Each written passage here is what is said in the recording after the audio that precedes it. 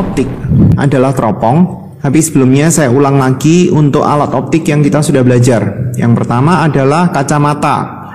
Kacamata itu ada dua jenis lensa, lensa positif maupun lensa negatif. Lensa positif ini dipakai oleh orang-orang yang punya masalah di penglihatan dekat. Kadang-kadang disebut sebagai kacamata baca. Sementara kalau untuk yang lensa negatif itu dipakai oleh orang-orang yang rabun jauh. R ini dari kata-kata singkatannya rabun. Rabun itu berarti nggak bisa ngelihat jauh. Yang kedua adalah kamera. Kamera itu sebenarnya adalah lensa positif, dan tujuan daripada kita menggunakan kamera adalah agar supaya hasil bayangannya itu muncul di LCD. Kalau untuk kamera-kamera yang baru, hasil bayangannya akan nyata dan diperkecil, sehingga pada saat kita melihat lensa yang positif, karena pada saat kita melakukan perhitungan di alat optik sebenarnya kita menghitung lensa, jadi perhitungannya sama kayak lensa. Bendanya ini terletak di ruang 3 kalau untuk kamera, karena hasil bayangannya mintanya kan diperkecil. Yang ketiga itu adalah loop.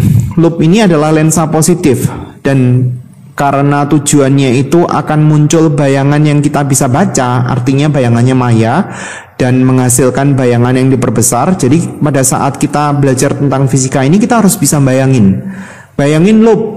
Lihat di tempat-tempat yang jual loop, bayangannya seperti apa, dan kita akan melihat bahwa hasil bayangannya lebih gede. Coba taruh tulisan di bawah loop, nanti kelihatannya akan lebih besar.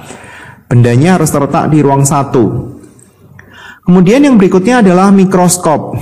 Mikroskop ini ada dua lensa, lensa positif sebagai objektif dan lensa positif lagi sebagai okuler.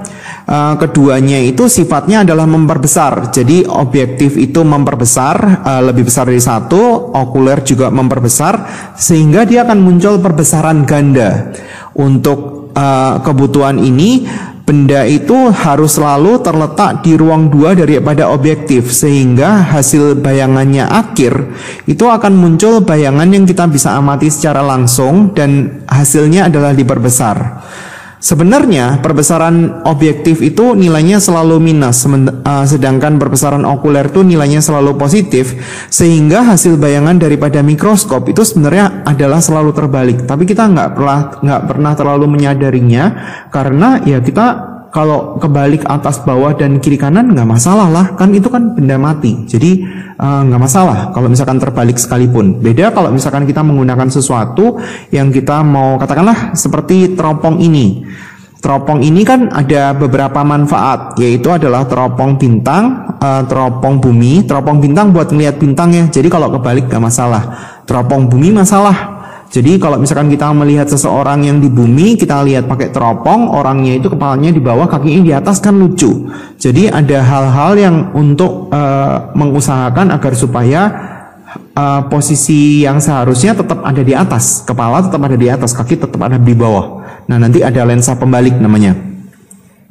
Teropong yang ketiga itu adalah teropong panggung. Nah, kita bicara tentang lensanya dulu. Teropong bintang itu lensanya ada 2, objektifnya positif, okulernya juga positif. Teropong bumi itu lensanya ada 3, ada lensa pembalik di tengah sini, fungsinya buat ngebalik bayangan. Jadi supaya yang kebalik itu jadi kebalik lagi, jadi artinya tegak. Teropong panggung, lensa okulernya negatif, itu yang berbeda. Jadi kita harus ingat bahwa nanti untuk perhitungan okuler itu lensanya harus negatif, karena kita harus tambahin negatif sendiri. Perbedaan prinsip antara mikroskop dan teropong adalah di fokusnya. Kalau di mikroskop fokus objektifnya itu lebih kecil, kalau di teropong fokus objektifnya lebih gede. Kenapa gitu? Karena teropong kan tujuannya buat melihat benda yang jauh sekali, berarti S objektifnya itu jauh sekali, sehingga kalau bendanya itu jauh sekali, bayangannya itu munculnya di fokus objektif. Ingat pada saat kita belajar tentang lensa positif ataupun lensa negatif, kalau bendanya itu tempatnya jauh sekali, hasil bayangannya itu akan selalu muncul di fokus utama. Pada saat bendanya itu terletak di fokus pasif atau fokus tambahan ini, maka hasil bayangannya itu akan selalu terletak di tempat yang jauh sekali, dan ini adalah prinsip di mana mata tidak berakomodasi. Jadi perbedaan prinsipnya adalah teropong fokus objektifnya lebih gede, mikroskop lebih kecil. Fokus itu akan mempengaruhi harga sebenarnya. Kan kita berbicara tentang lensa kan. lensa ini beda fokus, beda harga. Fokus semakin gede, pada prinsipnya itu semakin mahal biasanya. Jadi ya tinggal tergantung kegunaannya buat apa. Pada saat kita berbicara tentang lensa-lensa ini, ingat teropong lensanya ada yang berbeda lah ya. Yang bintang teropong lensanya ada 2, bumi lensanya ada 3, teropong panggung bedanya di okulernya itu lensanya negatif. Jadi kita harus paham tentang letak benda daripada letak benda maupun bayangan daripada lensa positif maupun negatif. Ini nomor-nomor ruang maksudnya. Nah, pada saat kita melihat teropong secara umum, ini adalah lensa objektif. Ini misalnya dipakai untuk melihat bulan. Nah, berarti dia akan muncul bayangan. Nah, bayangannya itu akan pas letaknya itu di fokus objektif. Jadi bayangannya bulan itu ada di sini. Ini adalah S aksen objektifnya. Nilainya sama persis dengan fokus objektif. Nah, pada saat kita katakanlah saya ambil yang pendek ya, teropong bintangnya. Teropong bintang kan lensanya kan cuma ada 2. Satu objektif, okulernya itu di sini. Nah, ini itu akan merupakan benda buat okuler. Ini ukurannya nggak sesuai dengan yang sesungguhnya ya. Ini akan dianggap benda oleh okuler dan nanti akan muncul bayangannya seperti ini. Ini adalah bayangan daripada okuler. Nah, pengertian daripada perbesaran untuk yang teropong ini itu agak berbeda dengan mikroskop. Kalau kita bicara tentang mikroskop, ini adalah objektif dan kemudian di sini adalah okuler. Ini ada benda untuk objektif, hasil bayangannya di sini. Terus kemudian ini merupakan benda buat okuler, berarti dia akan muncul bayangan di sini. Nah, perbesarannya ini adalah perbandingan antara paling awal dengan paling akhir. Nah, itu kan perbesarannya berapa. Nah, sementara kalau untuk di teropong enggak. Kalau di teropong kita enggak bandingin antara bulan yang aslinya dengan hasil bayangan yang diamati di teropong. Karena hasilnya kan harusnya diperkecil. Tapi ini enggak. Jadi kita membandingkan antara benda buat okuler ini terhadap bayangan daripada okuler. Jadi dia akan selalu muncul perbesaran dan maya. Jadi sifat daripada bayangannya itu adalah maya dan diperbesar. Diperbesarnya itu dari kondisi bendanya untuk okuler terhadap bayangannya daripada okuler, bukan benda aslinya loh ya, karena kalau benda aslinya kan harusnya selalu diperkecil. Itu prinsip untuk perbesarannya.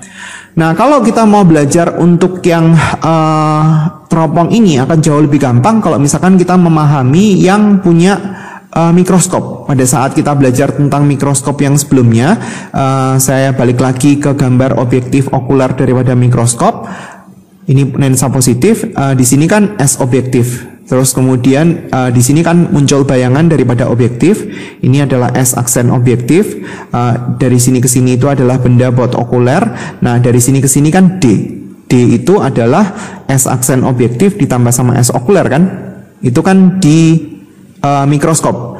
Nah, pada saat kita belajar tentang teropong ini, lensanya yang aneh-aneh, yang ada berbeda-beda masing-masing, pada prinsipnya mereka semua sama, yaitu adalah bendanya itu selalu terletak di tempat yang jauh sekali. Jadi kalau misalkan kita hitung 1/S OB dibagi ditambah sama 1/S aksen sama dengan 1 fokus objektif, ini kan nilainya kan selalu 0 karena 1 dibagi tak terhingga.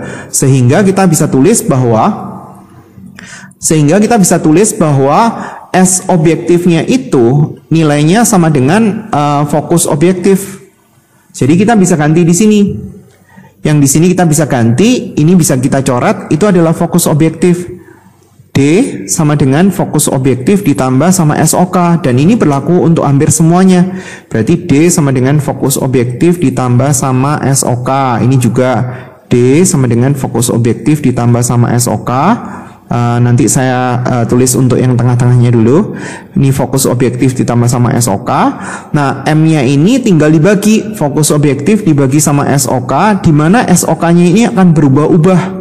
Nanti kita butuh perhitungan antara SOK sama SOK aksen.